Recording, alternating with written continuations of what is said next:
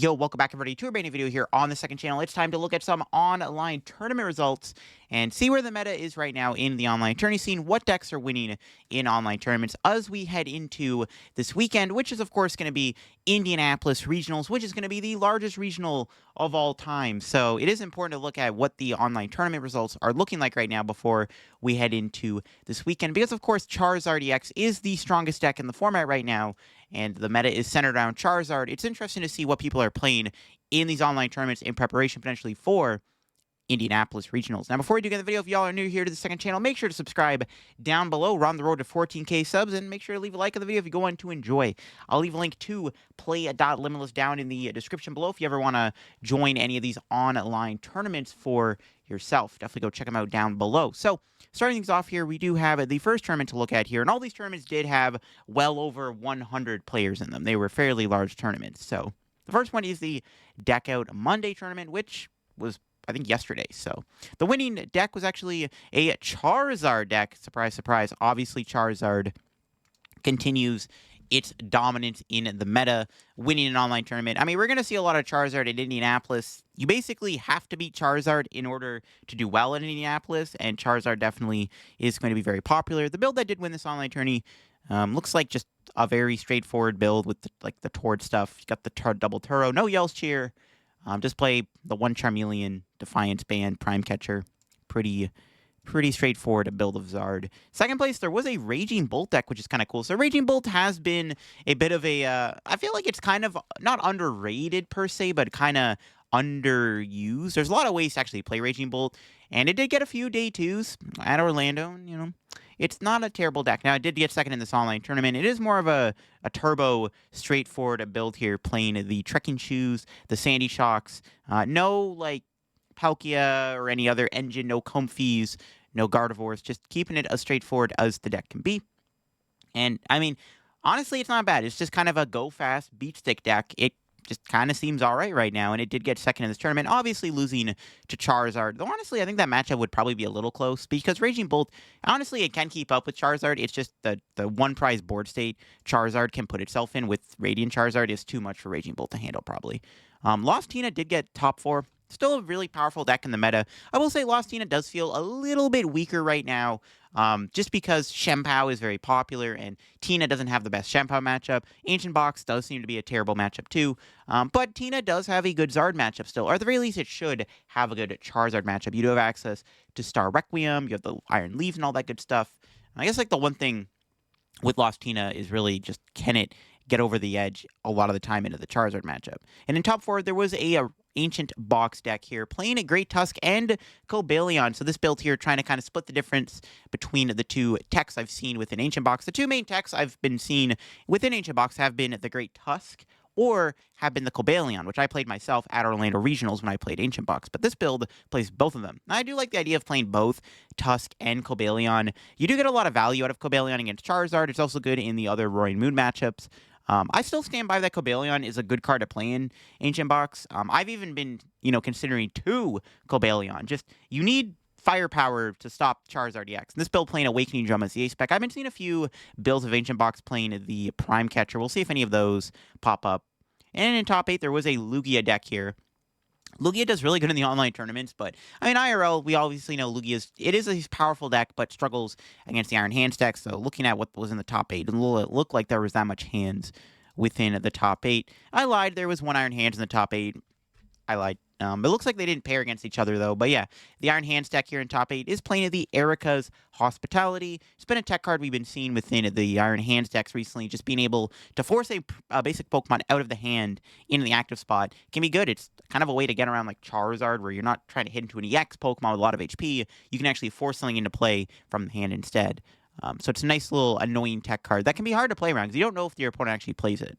Then we got 2 Charizard decks here in top 8. We got another one here with Maxim Belt and TM Devo and Mist Energy and Eerie. So this one does have a lot more going on. Maxim Belt definitely is, I feel like, not the weakest ace spec, but it does feel like it's the least used ace spec in Charizard right now. You do get a lot of value out of it. It really helps your Shempao matchup. It's good in the mirror match, but it's also just kind of like, it's not Prime Catcher, right? Prime Catcher is just a ridiculous card. So it's an interesting thing to have the Maximum Belt in the deck. This build is playing a Mist Energy and Eerie. Mist Energy is decent right now in the format against Tina, against Moon, and against other TM Devolutions. And the Eerie obviously can be a very annoying card to deal with. This build does play 2 Iona, 1 Roxanne 2, probably in favor of that Eerie. But yeah, pretty interesting Zard list there. Then we got another Zard in top 8.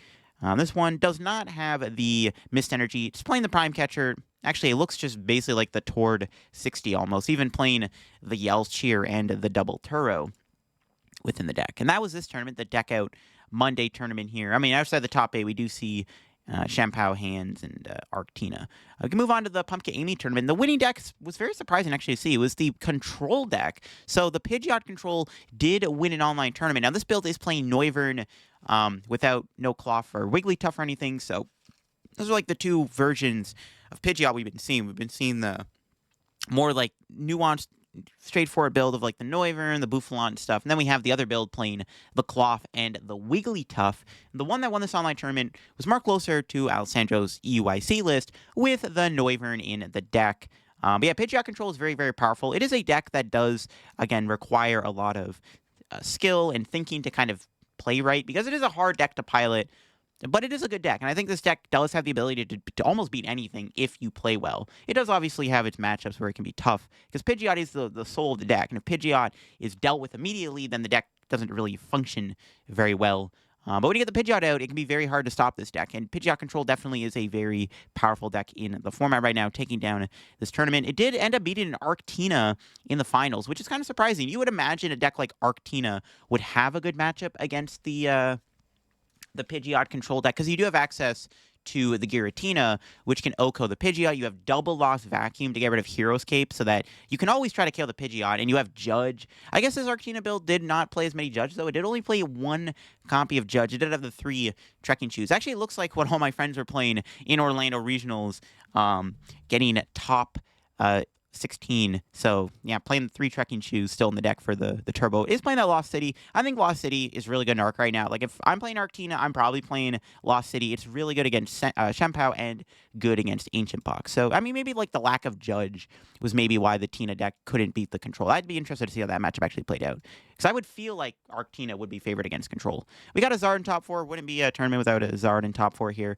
This one does play the Hero's Cape A-Spec within the deck. Now, Hero's Cape is very good within Charizard. It's arguably the second best A-Spec to play right now, or the second most used A-Spec behind Prime Catcher, because Hero's Cape does allow you to give you, it gives you a lot of avenues. Like, you can put on your Pidgeot EX, so that it's harder to KO. You can put on your Charizard, which makes it even harder to KO, especially when you're playing against Shampoo. The one thing to note about this Hero's Cape build, it's not playing Eerie or Mist Energy beside the Hero's Cape, which I feel like if you're playing the Hero's Cape, you do have to shift your build towards playing cards like Eerie and Mist Energy, because Mist Energy Hero's Cape is a very deadly combo to have, and you have Eerie Hero's Cape, which is also a very good combo to have against Shampoo, because not only do you have a 300 or 430 HP Charizard, you also get to Eerie away the Retrievals, making it really hard for them to KO that in one hit, which a lot of the time decides the outcome of the match, basically. So it's interesting to see the Hero's Cape without extra, like, stuff behind it.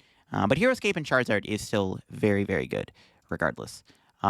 We had a Dialga Matang in top 4. I feel like this is like the unsung hero of the format. I mean, everybody loves the Dialga Matang goofy go bird deck. It's still, like, not a terrible deck. Like, it's definitely a deck that can be, pretty good if it sets up. Like, if this deck can set up, like, turn 2 double Matang Dialga, a lot of the time you're looking at a turn 2 Star Chronos, or even, like, you don't even have to do it turn 2. Like, even just having Star Chronos in general is really good. This deck definitely does have its faults. It can be a little bricky. I've played a bit of the deck myself, like the new updated version of the deck here that we've been seeing, like the 4 Rod, 4 Research and stuff. And I can find that sometimes you don't find your Matangs and you kind of whiff a little bit. It's a little bricky.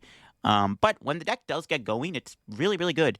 Its Zard matchup is a little shaky, but, I mean, Dialga, everyone loves Dialga, and it's cool to see Dialga still do good in these online tourneys. Then we got another Lost Tina in top 8 here.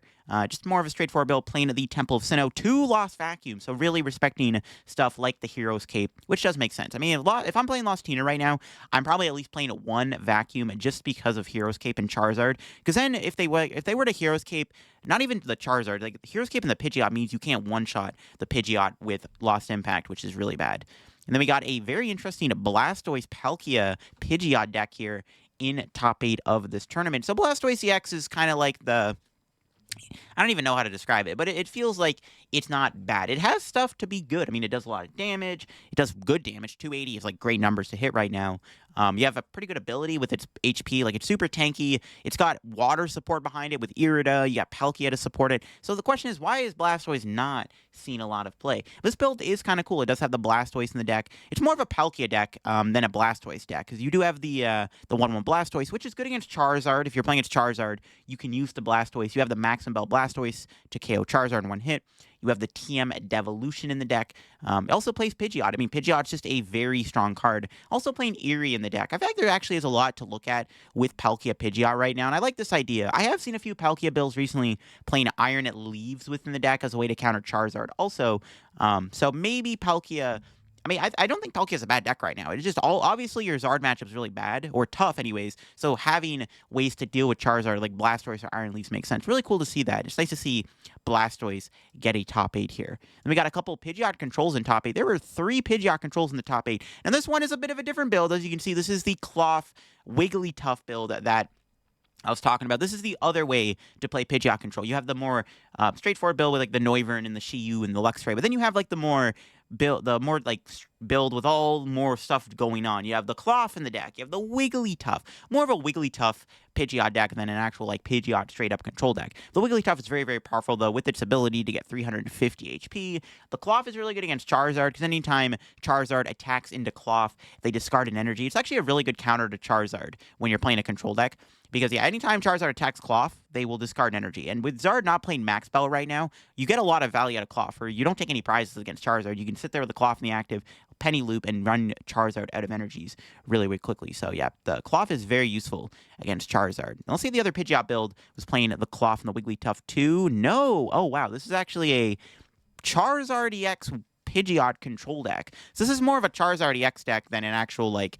I mean, I guess there is controls going on. You got the Luxray, the Shiyu, the Bouffalant still in the deck, the Mimikyu, the Mawile, but it is playing a 1/1 Charizard EX. So I guess instead of playing like just straight up Radiant Zard as like kind of a big late game attacker to deal with your opponent not playing their board down very much to counter them, you also have the Charizard EX, which can be pretty tough to deal with in late game. I mean, I guess the thing with Charizard EX control is once you run your opponent out of resources, you can like use Luxray and Erie to run them out of rare candies, retrievals. Eventually, it'll be very hard for them to deal with Charizard EX, especially if you put the Hero's Cape on it. So I kind of get the idea of this control deck. It's definitely a bit of a weird like control pile. Like, I don't even know if this deck actually is good at all, because it does feel like kind of like a weird jank idea, but the idea is there. And having stuff like Luxrays and Erie spam to remove resources early on can be pretty annoying to deal with.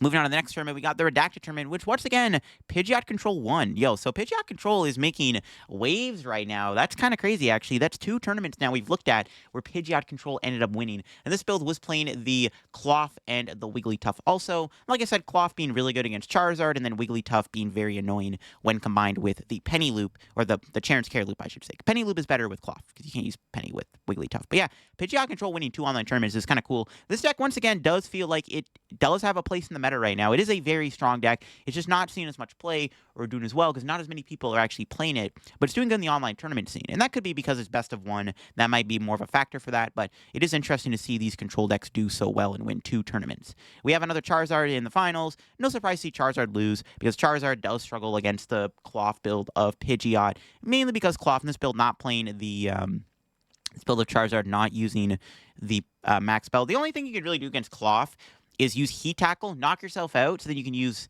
Defiance Band against Cloth. That's like your only way to deal with Cloth, but sometimes it's not enough. But it is interesting to see the Charizard lose to the Pidgeot, because it probably is just a bad matchup, right? There was a Arc Armor Rouge in top 4. Another, like, kind of not forgotten about deck, but it feels like not as many people are playing the deck as much anymore as the Arc Armor Rouge deck. Still is a very powerful deck. You have a lot of really good attackers. You have a lot of different power levels in the deck with the Heatran, the Armor Rouge EX, Gouging Fire being really good, Delphox being very annoying to deal with too, sometimes being very sneaky. I mean, Arc Armor Rouge does still feel like it's not a bad deck in the format. We just, again, haven't been seeing it as much recently in these tournaments, but it's still like an okay deck. It's not bad at all, and it still has like a decent Charizard matchup in my opinion. There was an Ancient Box in top 4 too, playing the double Great Tusk and the Cobalion. So we're starting to kind of see the Ancient Box deck now cut down on the Koraidons in favor of more Great Tusk. I don't mind that. Koraidon is not really that good well, it's good, but like when you're playing Ancient Box, you don't use as much as you think. Like when I played Ancient Box to Orlando, I think maybe I used Koraidon like maybe out of the 9 games day one, I maybe used it like 2-3 times at most, and out of the best 2 or 3 sets. So like you don't use Koraidon as much as you think. You maybe get more value out of the Great Tusk. Again, being able to mill your opponent. It might be better into the Charizard matchup. I don't know. But yeah, it is interesting to see the Ancient Box kind of lean more towards Great Tusk. Still has the Cobalion in the deck, however, though, to help against Charizard, and that might be enough to keep it over the edge against Zard. Speaking of Zard, another Zard in top 8 here, playing the maximum belt as the ace spec of choice within the deck. So trying to get that power level, playing the double Charmeleon. Also has the one of Eerie within the deck too. So interesting to note how much Eerie's in Charizard. There was a Great Tusk Mill in top 8. That's kind of cool. It's not the Dunsparce build, but it is just a more straightforward build with the Greninja as kind of the core draw engine of the deck. It's playing some interesting cards. Double Mimikyu in the deck. Also playing a lot more supporters, like playing a one of Eerie, a Penny, an Iono, and an Erica's Invitation. And then you also have some interesting stadiums. Artisan and Lake Acuity. Lake Acuity giving a Great Tusk a little bit more bulk is interesting to see. I'm not sure what math that fixes, but it is interesting to see the Lake Acuity in the deck for that extra bit of tank. But yeah, Great Tusk still like a cool deck. Yeah. It's fine. It's a fine deck. There's a Zatuus Pathra in top 8, too. Definitely feels like Zatuus Pathra is on the rise right now in terms of popularity. A lot of players are thinking about playing it, I think, for Indianapolis. It does feel like it's not bad in the format. Well, it doesn't, like, just straight up beat Charizard. It does do good against Charizard. You keep Charizard honest, and this build, kind of straightforward stuff. More of a toolbox build, playing the Bayonet, having the Alakazam, the Fluttermane in the deck. But, yeah. Espathra definitely does feel like it could be a good deck in our format right now, but we'll have to see on that one. Then we got a Pidgeot control once again, or Charizard control in top 8. Not as control-y as the other build. Does have that Regieleki, which does basically give you a pseudo control engine because you can use Regieleki to get Team Devo back. You can get back Eerie. Yeah, Regieleki is just a very strong card. In all honesty, this might be the best way to play Charizard right now. I actually do think that the Regieleki build is the best way to play Charizard at the moment. But yeah, this Regieleki build did get top 8, and Regieleki is a very good card with Charizard because it does fix your mirror match quite a bit. And that was that tournament. We can move on to the Tournament of Doom, where very interesting results happened. So the first thing to note, Gardevoir did win. Gardevoir is really good right now. It's one of the, in my opinion, strongest decks in the format. It does play differently than how it used to play, but Guardy still does really good. This build here has basically everything you see in most Guardy lists with the one of Drifloon. I've been seeing people now go up to 2 Drifloon in their Guardy list just because it is such an important card to play. Now here's where things get exciting. We see an Incineroar deck in second place. Incineroar did get second place in this tournament. It's basically a Charizard deck, but instead of Charizard, you're playing Incineroar EX instead. It is really cool to see Incineroar finally get some kind of online tournament result here in a decent-sized tournament. The Tournament of Dooms are very important tournaments nowadays, and to see the Incineroar deck do this well in this tournament is really cool to see this deck finally getting some recognition, because I do think Incineroar EX is a strong card. It's got a lot going for it. It's got a good ability. You have good synergy with Relicanth and Litten. I would imagine this deck probably has an okay Zard matchup, and I like to see this deck do well. Again, it's playing that Charizard Tort engine with the Pidgeot, the Bibarel, the Lumineon, Rotom, Cleffa stuff.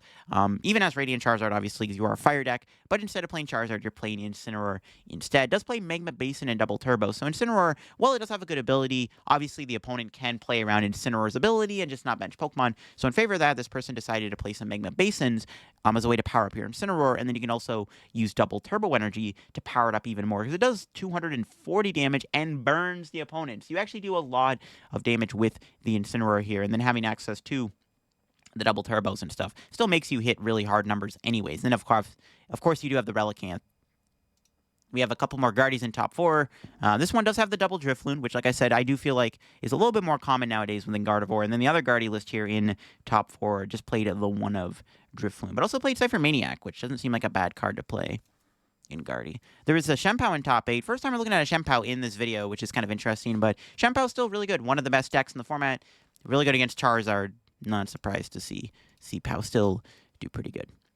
A couple of Lostinas in top 8 here. We got one of them not playing Iron Leaves, actually, just playing Spiritomb instead. So opting to not play Iron Leaves is definitely very interesting, because it probably makes your Zard matchup a little bit weaker.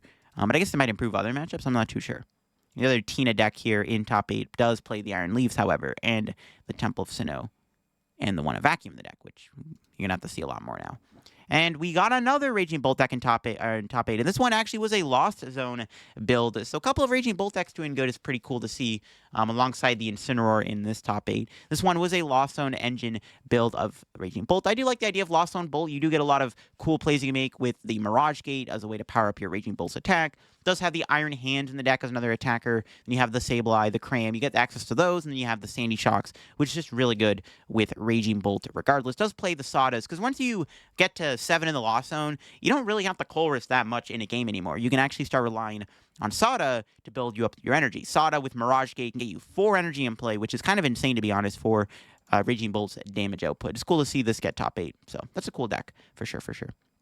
All right, then we got the Battle Park tournament. Now, once again, some pretty crazy stuff happened here. The entire, more than half the top 4 was Lost Zone Radiant Charizard. What the heck? Now, the deck that won the tournament was, of course, a build using stuff like Cobalion, Mew, and Iron Hands. A lot of the Radiant Charizard decks have been optimizing themselves and playing Hands and Mew as the 2 attackers in the deck, as opposed to playing the Roaring Moon, which we saw in the last format. They're all starting to play stuff like Mew and Iron Hands. This build does play the Cobalion. You can use Cobalion with Crisis Punch to help against Charizard, and then you have Mew and Cobalion too, which can help against Charizard also in the late game. So that's kind of cool to see. So yeah, very cool to see Radiant Charizard be like 3 of the top 4 here. That's crazy. The second place one did not play any 2 prizers. That's probably why we saw this build lose to the first place build, because that first place build had Iron Hands in the deck, whereas this build didn't really have a great way to deal with hands other than Charizard. One thing I do like about the deck is just playing a canceling Cologne, which can be pretty useful with Sableye. So obviously if you're playing into a deck with Jirachi, like Gardevoir, or even Charizard, right, it can be sometimes really hard to keep up with their Pokemon.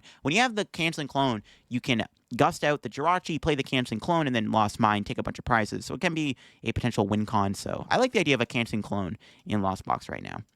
And then finally, another Zard in top 4. Now, this one did play the Roaring Moon. It's actually kind of cool that half the top 4 was the Sableye Cram Zard deck. And they were all different takes in the build. One all single prize approach, one Hands Mew build, and then the other build does play that Roaring Moon EX, which we have been seen before in the past with the old school Sablezard list before rotation. We're using the one of Roaring Moon, and we're seeing this build also still playing the Roaring Moon, which is still a very strong card to have in the deck. Frenzy Gouging is really good. Also does help a little bit against Guardy, because you do have a dark Pokemon in your deck, which can help a little bit. And then in top 4, we have a Lost Tina, which surprisingly, or the Arc Tina, sorry, not Lost Tina. It's actually surprising to see Arc Tina not do as well in this top 4, considering I would imagine Sablezard is a fine matchup.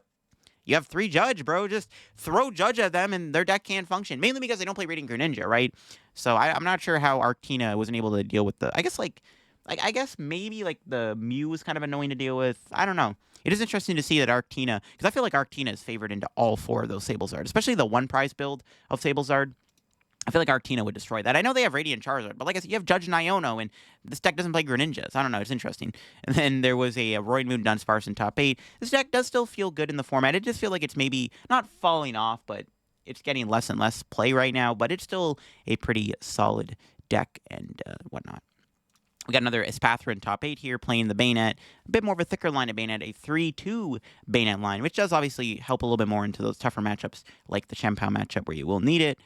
Then we had an Arc Vulpix in top 8 here, playing at the Noivern. So that Noivern Vulpix anti-meta deck, where you basically try to get a lone of Vulpix against Charizard EX, so you can wall them off. You get the Noivern EX, which is really good against Ancient Box. Ancient Box does have Great Tusk, which is the only problem, but, I mean, if your deck is super thick, you don't really care about the Great Tusk. Plus, you can...